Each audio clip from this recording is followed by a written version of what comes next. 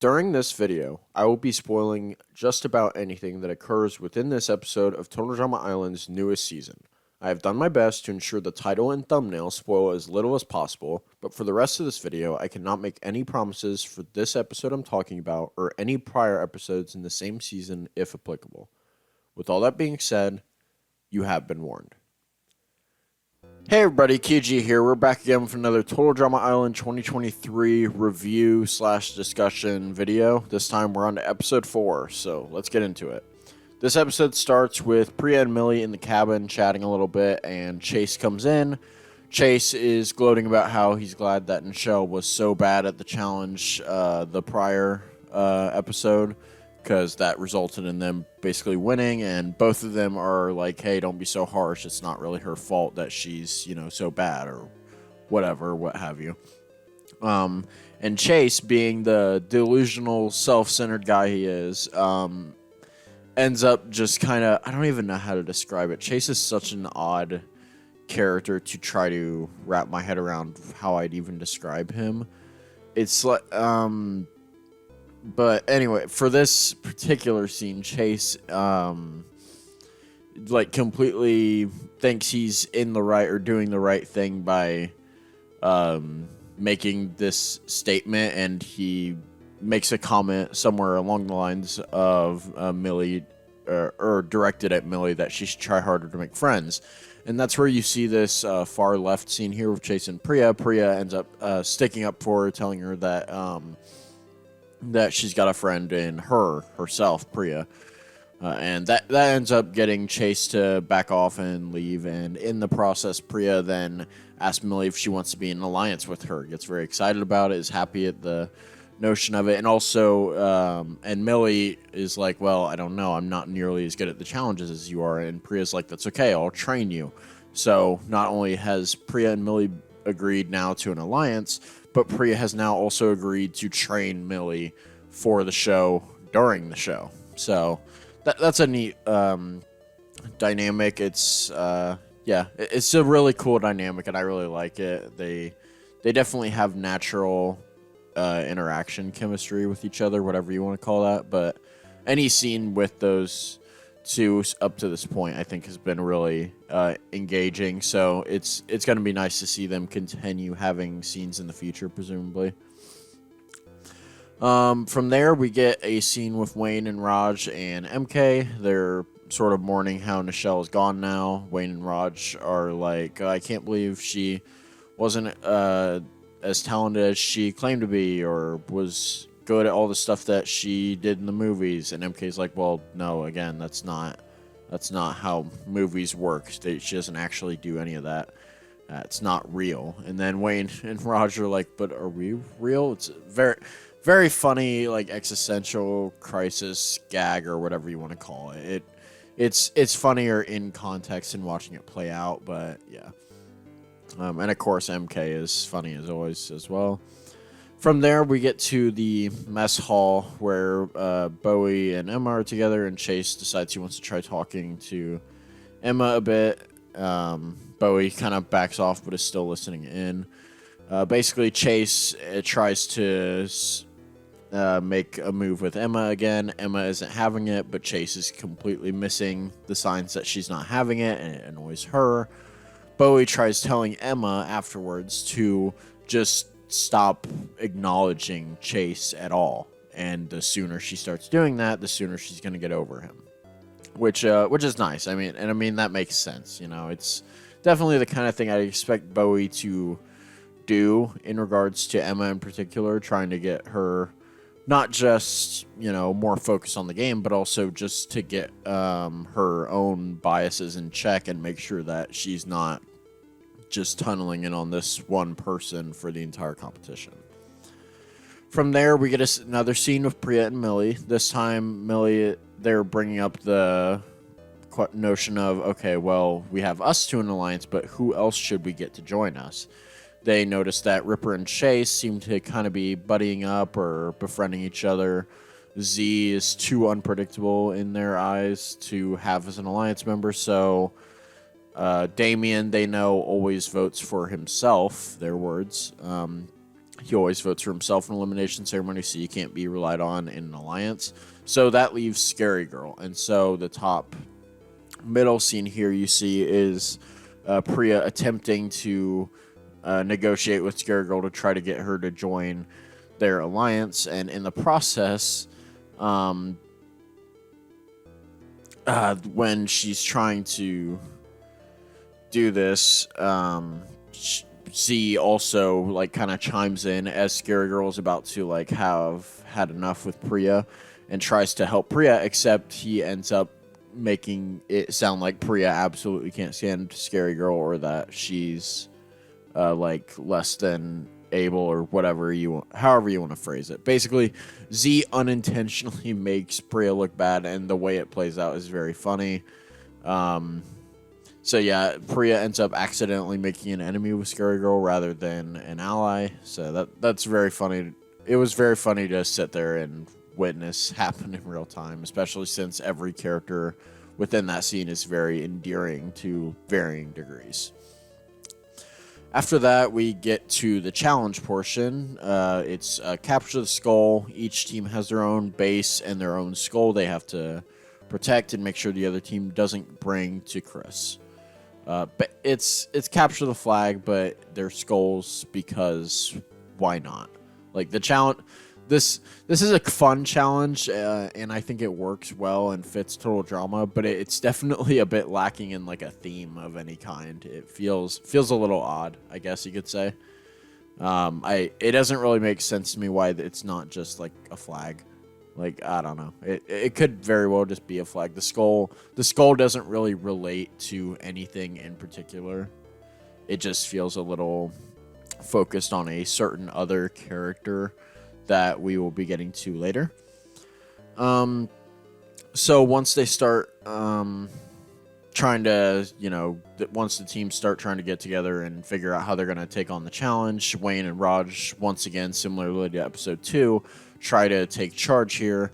And as far as I'm not a hockey guy, but the way these two are written whenever they're trying to strategize and stuff is very clearly written by someone who is very familiar with hockey. I know that this show is also Canadian, and I'm under the impression that hockey is a much more popular sport in Canada compared to the States or really anywhere in the world. So maybe that's also a factor, but they noticeably have knowledge that like even them at their teenage age seems like a bit much to have knowledge on. It's not a bad thing. I think it's entertaining that they know as much as they do, but it's still it's definitely something you notice after enough times of them doing it.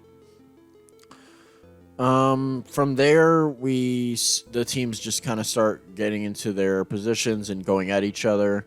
A lot of fun little interactions here and there. This is a good episode in general, I would say. A lot of the little character moments aren't really plot relevant. It's just I don't want to say it's a more comedic episode because a lot happens in this episode. It's just the plot stuff is what I prefer to focus on because it's what I'm more interested in.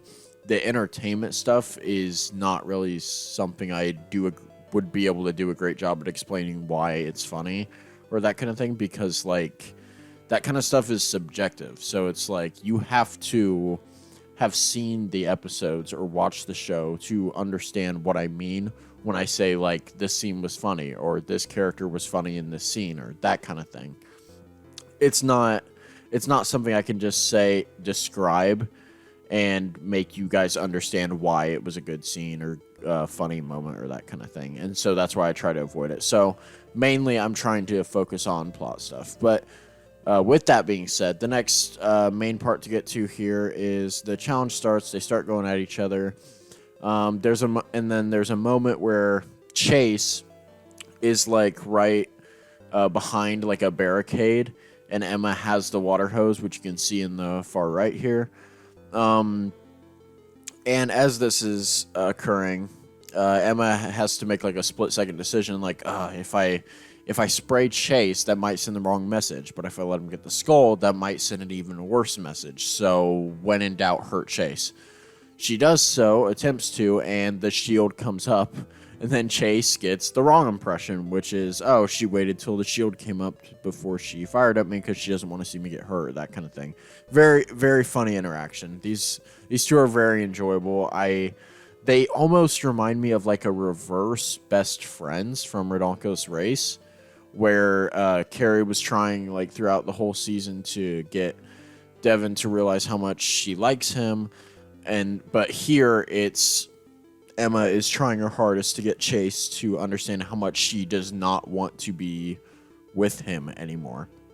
It's a very funny twist, I think, and it's a very funny plot in general. Most of their scenes, if not all of them, are very entertaining.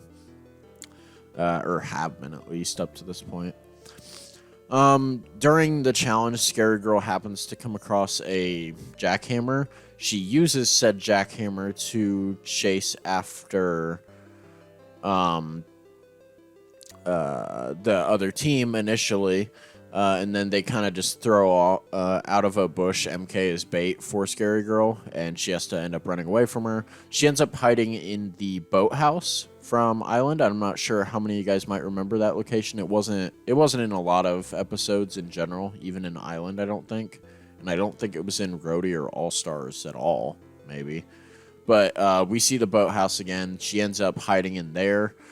And when she does, she ends up finding like a control panel to control the shields for the challenge. So she ends up hanging out in there most of the rest of the challenge to manipulate the shields and help her team to the best of her ability.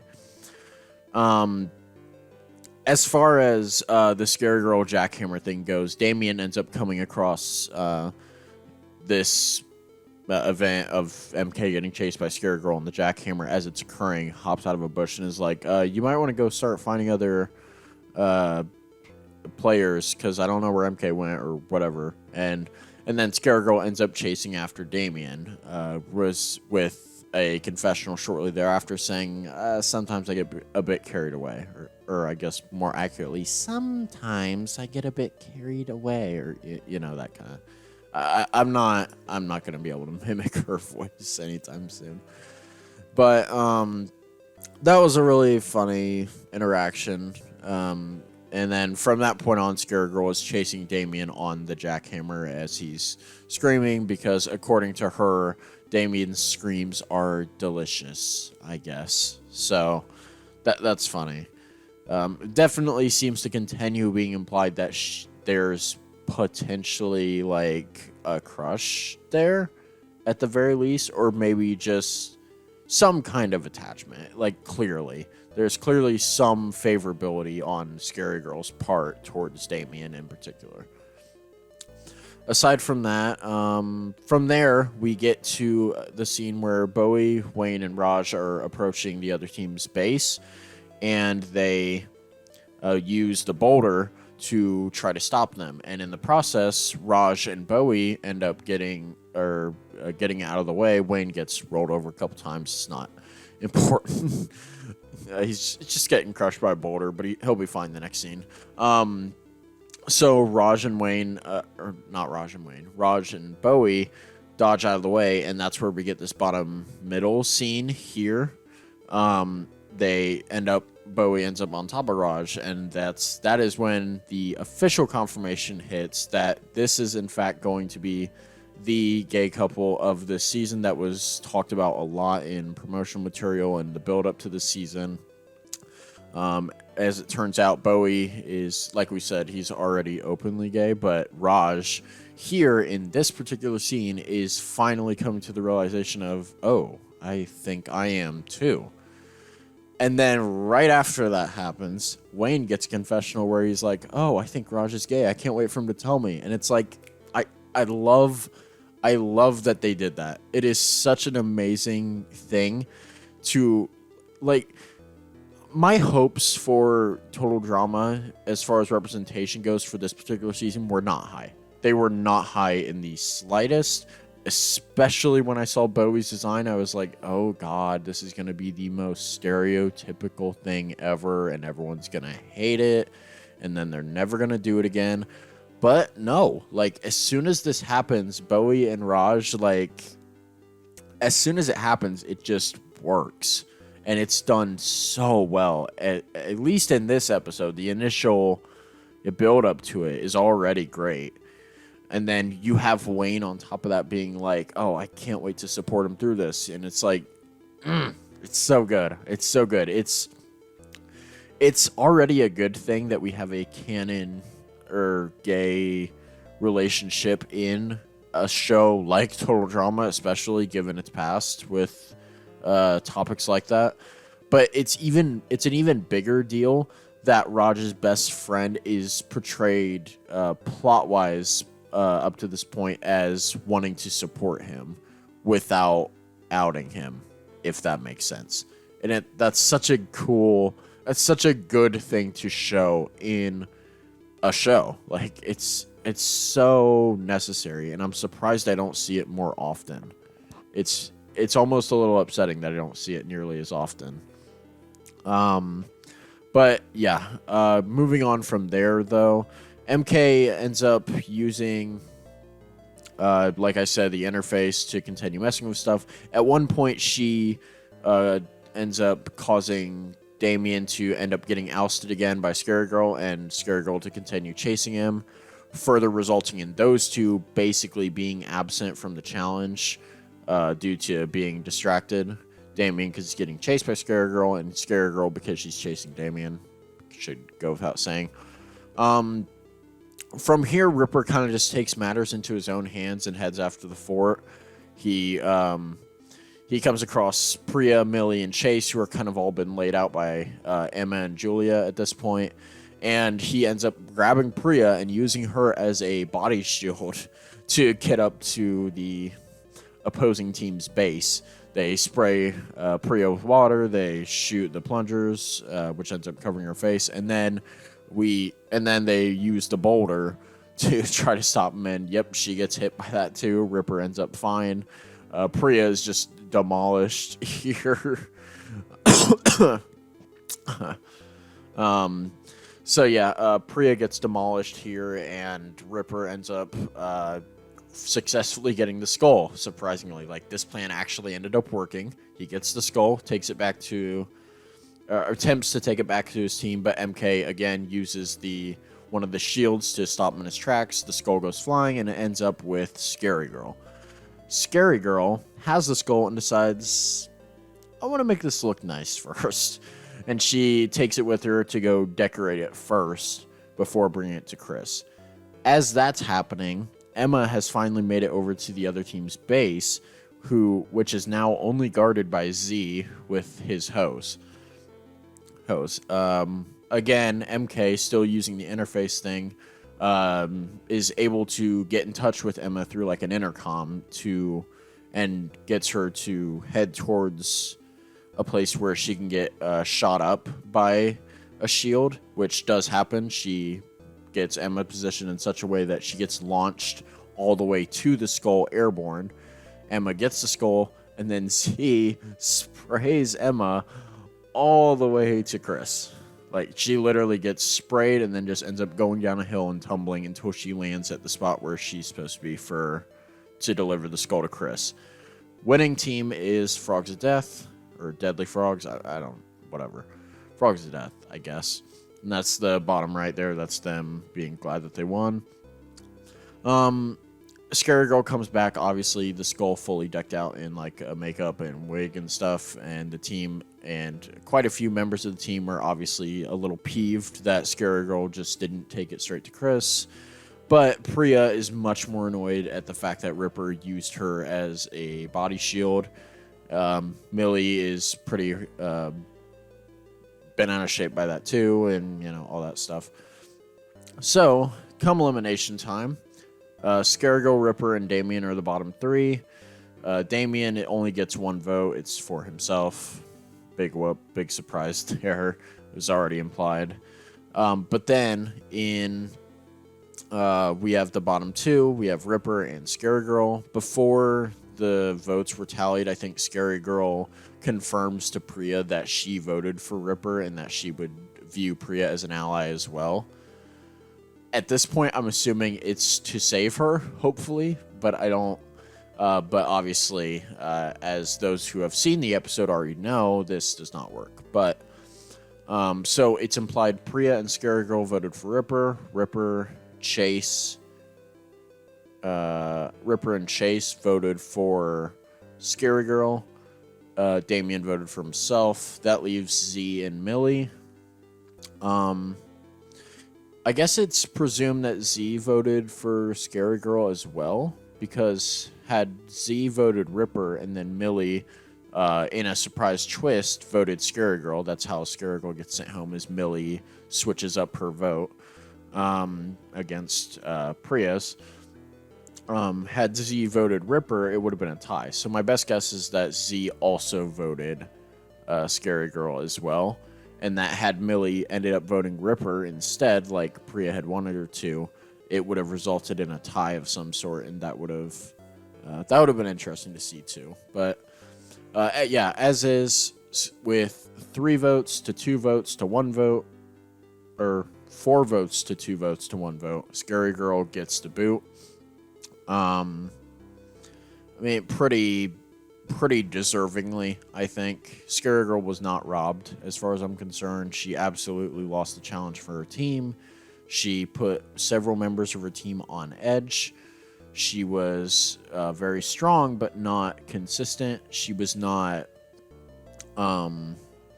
she had very little social game, and the few times where you actually see her attempt to have a social game is at the 11th hour, where it's already way too late. And challenge-wise, she seems pretty strong, but it's also rather inconsistent how strong or able she can be. All that being said, though, I changed my mind from the first review discussion video. I actually really like Scary Girl in the end.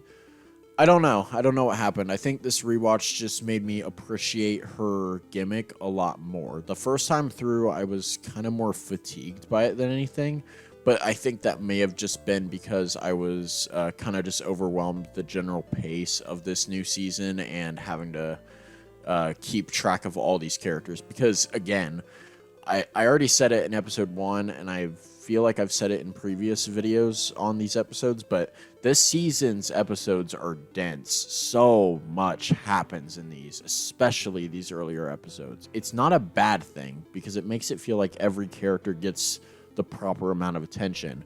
It just means that a lot happens within the episodes, and so it's hard to focus on certain characters and that kind of thing, but you kind of have to keep track of it all at once.